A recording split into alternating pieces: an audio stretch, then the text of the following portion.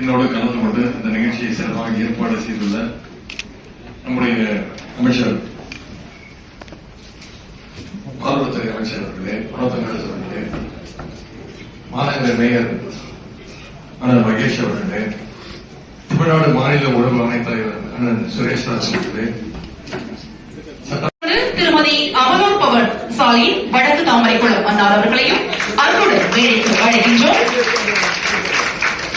தொடர்ந்து மாற்றுத்திறனாளிகள் நலத்துறை சார்பாக 5 பயனாளிகளுக்கு ரூபாய் 8,40,000 மதிப்பிலான நலத்திட்ட உதவியானது வழங்கப்பட உள்ளது.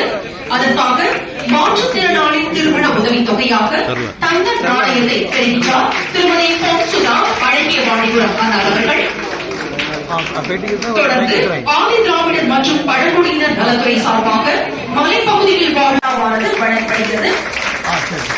8 கோடி மதிப்பிலான கடன் தொகையை 2400 மாணவ மாணவிகள் பெற்று பயனடைந்துள்ளார்கள் என்பது குறிப்பிடத்தக்கது.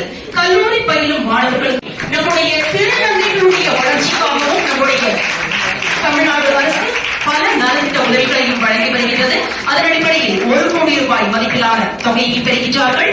வீரமங்கை திருநங்கை சுய உதவி குழுவினரும் ரூபாய் 4 லட்சம் மதிப்பிலான தொகையையும் பெறுகின்றார்கள். தொடர்ந்து முன்னோடி வங்கி திட்டத்தின் கீழ் 73 மாணவர்களுக்கு